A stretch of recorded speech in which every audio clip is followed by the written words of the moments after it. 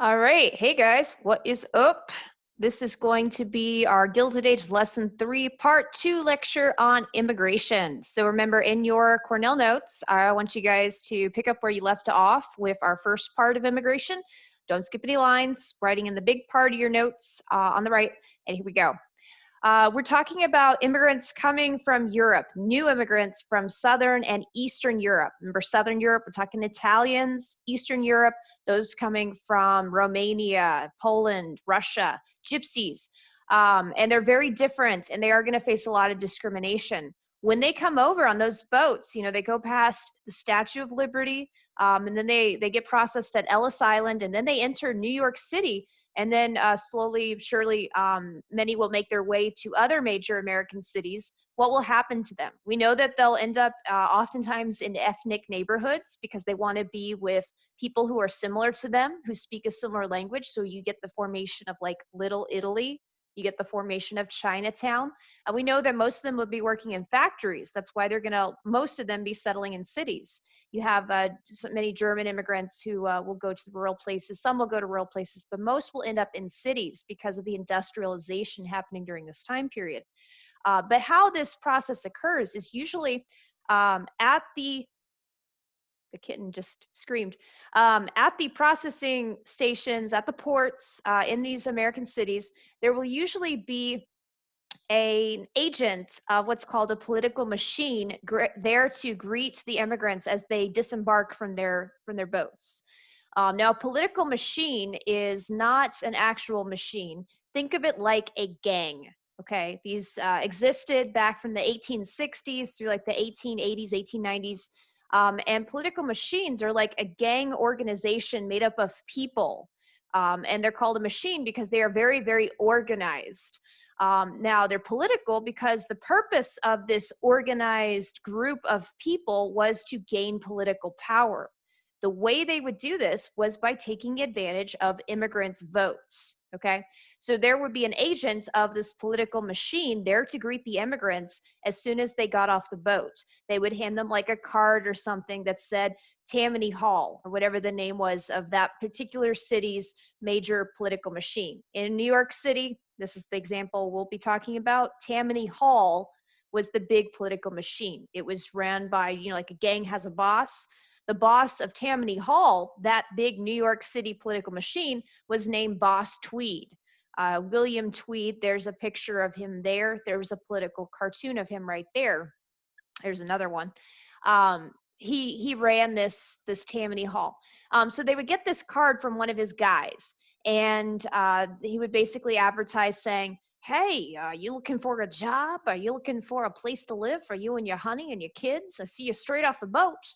And the immigrant, he would be like, "Yes, that's everything we came to America for, to have this opportunity to work and make a living for ourselves and get some independence." And this guy would say, "Oh, good. Well, Tammany Hall can provide all this for you. All you got to do, see, is gives us your vote." It's all about the votes. And so Tammany Hall would help direct this immigrant in order to get a job at a factory, usually a factory that was owned by Mr. Tweed or one of his associates. The political machine would direct the immigrant to find a affordable place to live, usually at a tenement, right? Remember the tenements? Okay. And so they were provided by the political machine with a place to work, a place to live. They had to earn all this, but they had those opportunities. And additionally, the political machine would ensure that the city would also have public works done. It got, sewage systems built in these cities, electrification grids eventually, all these other things that cities needed. But they were all done at extra cost.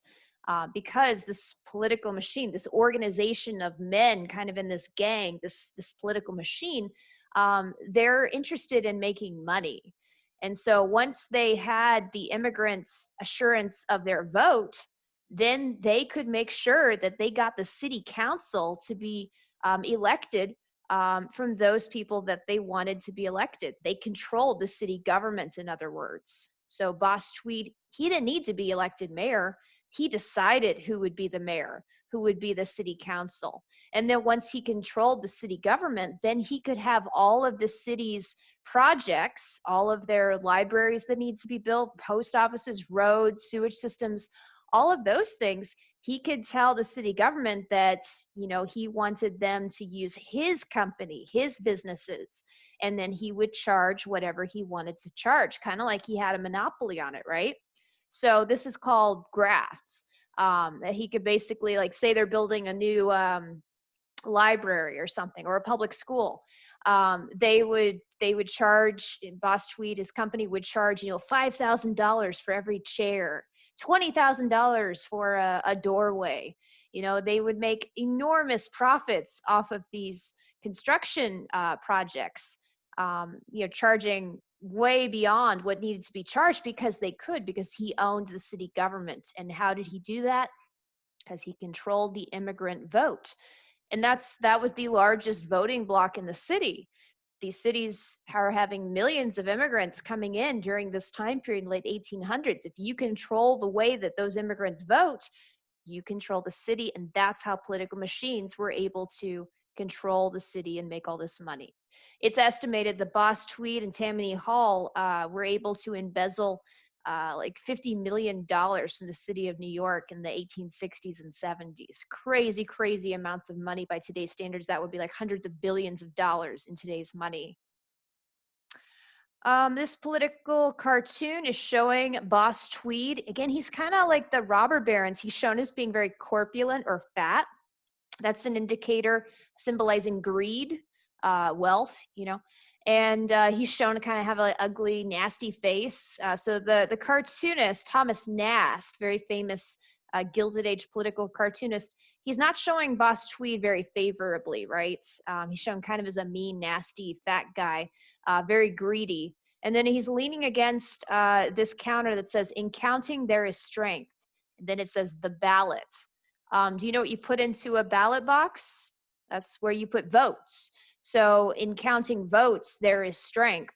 Well, that's how Boss Tweed was able to control the city of New York. His political machine, Tammany Hall, secured the immigrants' votes through jobs and apartments and other public works. And by controlling the immigrants' votes, the way that immigrants would vote, Tammany Hall says, "Hey guys, we need you to vote for this candidate." And everybody voted for him. That was how they controlled the city government and got all that money. Voting is power. In this political cartoon, for my own pocket all the time, you see blackmail, tax department.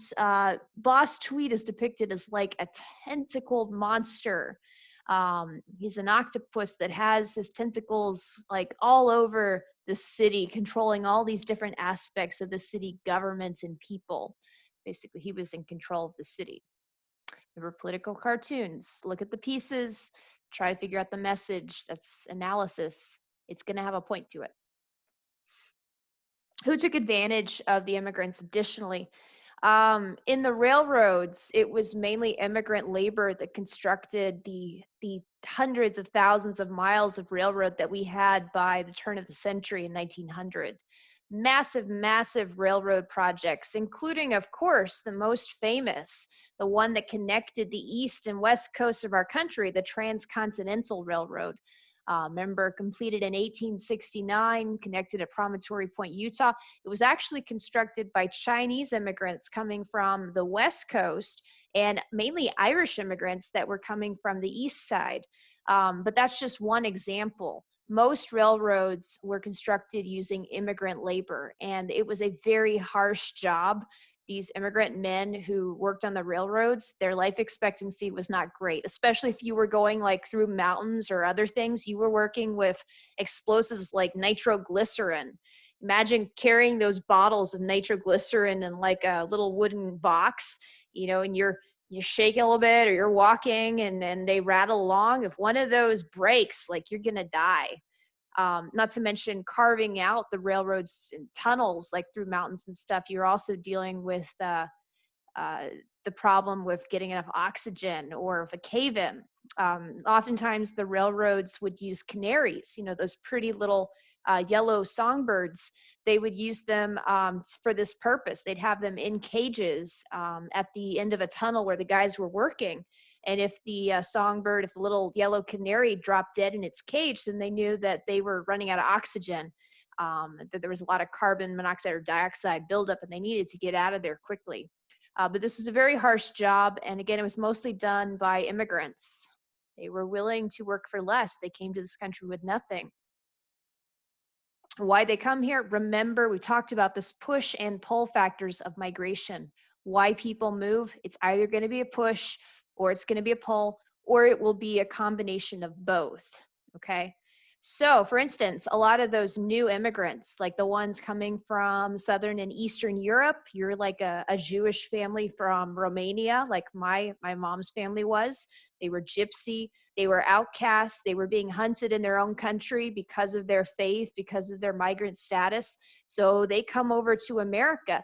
They came for both push and pull factors. The push was because their lives were threatened where they were coming from in Romania. They were being hunted down. The pull was the opportunity that in America, they would have the promise of a job. Maybe it wasn't going to be a good job. Maybe it would be a factory job, but they would have a job. That's a pull. So remember, push factors, you're forced to leave a place. War, disease, poverty, natural disasters, overcrowding, things that force you to leave a place.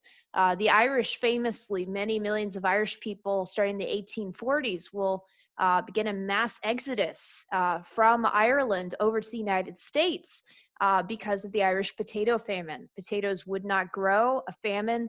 You can't grow stuff, you start to starve to death. And millions of Irish people were starving, so many came to the United States. That's a push.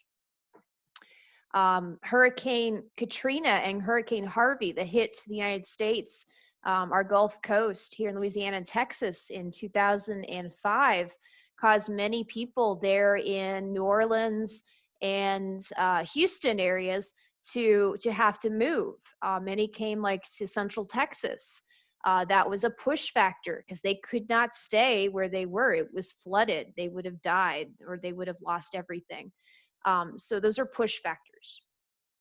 Pull factors, again, the major one's going to be jobs, factory jobs, but jobs nonetheless. That's what we're talking about. But we also talked about other pull factors. Remember, like in Alaska, Canada, the Klondike region, gold was discovered 1896. By 1899, hundreds of thousands of prospectors had gone up there for the promise of gold. They were pulled up there. If you can get gold, you could strike it rich. That was the Klondike gold rush. And there's other pull factors as well, maybe better climate, better environment, healthier, safer. Those are pull factors, things that bring you to a place. They pull you to a place, mainly jobs. Now, if you are a person that is discriminating against immigrants, you do not like immigrants, and you're talking bad about them and you don't want them over here, that would be a nativist. Discrimination against immigrants is called nativism. Just like if you discriminate against someone based on their race, then that is racism. If you discriminate against somebody based on their gender, that is called sexism. Okay. So this is a form of discrimination. And you can see in this political cartoon, you have here a new immigrant. Again, first step is to identify the parts. So he's carrying these bags, this immigrant, that says poverty and disease. Poverty being poor, disease, obviously diseases. So he's wanting to bring these things into our country. And we know this is America because that's Uncle Sam. Uncle Sam kind of represents the United States. And he's holding his nose like he doesn't like the smell of this guy. And behind him is the Capitol building. And it says United States of America, admittance free, walk in, welcome. There's the eagle. So this immigrant wants to enter the country. Uncle Sam is standing in the doorway, having this nasty look on his face, like, ugh, I don't want this person coming in here. And this immigrant, he's wanting to bring these things Uncle Sam doesn't want in the country. And he says Sabbath desecration. It says anarchy. He's got like a Jewish yarmulke and kind of a Jewish beard. So this is probably like an Eastern European Jewish immigrant because the Sabbath is a Jewish holiday, and he's bringing in like all this bad stuff. So this cartoon is showing nativism. It's showing us being extremely discriminatory towards this immigrant. We're being pretty rude about what this person is about and what they're trying to bring into the country. Was this true?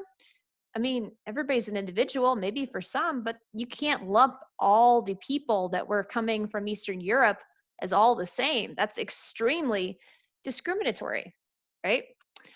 So that's what we're talking about. If you're a person who discriminates against immigrants, you are a nativist. So Uncle Sam is being a nativist there. This is a very famous cartoon depicting nativism and its hypocrisy. Because remember, we talked about at the beginning of this lesson how America is a nation of immigrants. And you can see this in this political cartoon. Here's your immigrant disembarking from a boat, ready to start his new life in America. And then you have all these rich, it looks like, robber barons or something, businessmen. They're dressed in their fancy fur coats, like, "Quite, I say, what is he doing here? Yes, quite, he needs to turn around. No, sir, I say, stay back, get back on your boat. What are you trying to do? No, stay back." They're all like very affronted. They don't want this guy to come to America. But then look at their shadows. I love this, right? Look at their shadows. Their shadows are, immigrants. Their shadows are their ancestors who at one point had been immigrants themselves, disembarking from a boat, ready and eager to start a new life in America. And it's titled Looking Backward, that basically these guys are hypocrites because they themselves, their families at one point had been immigrants, and yet here they are trying to keep this immigrant from entering. What if somebody had done that to their ancestor, to their father or their grandfather or great-grandfather? Then maybe they wouldn't have been able to end up as wealthy and prosperous as they are today. That they need to allow the same opportunity and chances to a new generation of immigrants. So that's the political cartoon called Looking Backward. And its point is to illustrate the hypocrisy of nativism. All right, the last thing in our lecture today, speaking of nativism, one group was targeted by pretty much everyone: the governments, the labor unions, the business. Actually, business leaders did like the Chinese, so not them. But that was the Chinese. And what's going to happen is in 1882, Congress will pass the Chinese Exclusion Act, which is just like it sounds. It's going to bar Chinese people from entering the United States. It's the first government law ever officially excluding a certain group from entering our nation. And the reason this happens is because of job competition on the West Coast. The West Coast is California mainly. Remember, when we looked at entry ports into the United States, this was like Angel Island right here. This is where most of the Chinese immigrants would be entering our country from. Well, in California, in our big West Coast state right there, there was very fierce competition for jobs, especially on the railroads. Chinese men, who were the primary group coming over from China, they would come to work here on the railroads for a short time and then take most of that money back to their families in China. Many American, like older American groups that were over here, they felt very threatened by this because they were losing their jobs to Chinese men who were willing to work for less. The other thing that was going on here is that you had many Chinese women ending up in prostitution or other things because it was mostly Chinese men who were single and young. They did not come over as family groups as much as like European immigrants. And so many ended up in very bad situations. And so that kind of added fuel to the nativist fire that was happening on the West Coast. But it was extremely discriminatory, and it will last almost until World War II when the Chinese become our allies against the Japanese. In this political cartoon, you see like a Chinese man with the Boxer look. The Boxer Rebellion in 1900 had just happened, sitting outside America, and this is in California, in Angel Island, right near the Statue of Liberty. So it says Golden Gate of Liberty. kind of alluding to that. There's the American flag. So he's trying to get into the United States, but the door's closed on him, so he's having to wait. And it says his boxes. So contrast that with this right here. This Jewish Eastern European immigrant. The artist is trying to say he's smelly and nasty and bringing in these terrible things like poverty, disease, and anarchy, wanting to overthrow everything and bring chaos. This Chinese immigrant, by comparison, by contrast, is bringing in good things. He wants to bring in industry. He wants to work hard, order, civilization. He lives by laws. He's willing to follow rules. Sobriety. He doesn't drink alcohol.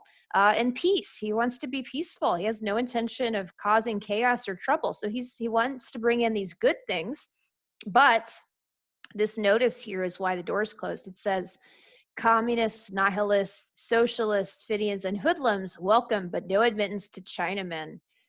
That's the Chinese Exclusion Act. He is forbidden from entering the country. And the cartoonist is kind of saying that's hypocritical, considering we're willing to allow these other groups that are very bad, or we consider very bad, such as communists who want to overthrow the government, nihilists who believe, that everything is pointless, socialists who want to have a different, revolution, different form of government, hoodlums who are, straight up like, wanting to make some trouble. We're willing to allow all these groups into the country, but we won't allow a good, hardworking Chinese man. And so the cartoonist is obviously saying that this is hypocritical and wrong. That's the message, the stance of this political cartoon. That's its message. What about this political cartoon? Does the artist seem to be in favor of nativism or against nativism in this cartoon? He would be more pro-nativist, considering the way that he's depicted this immigrant to be very unflattering, showing the reasons for our discrimination would be valid. So this artist seems more nativist. This artist seems to be against nativism, saying that it's wrong to discriminate and that this law was wrong. Okay. Let's stop there. Thank you guys for your attention so much. Remember, this is the end of lesson 3, and in fact, this is the end of our Gilded Age lectures. Since this is the end of a lesson, though, don't forget to do your summary at the end. Remember, you're trying to address and answer that essential question. So this is what you're answering right there. How were they seen? Remember, the new immigrants, very different, coming from Southern and Eastern Europe. How are they treated? Remember, talk about tenements, political machines, the Chinese Exclusion Act. Mention those things in complete sentences, and you will be golden, like the Golden Gate Bridge. All right. Let's stop there, and thank you guys.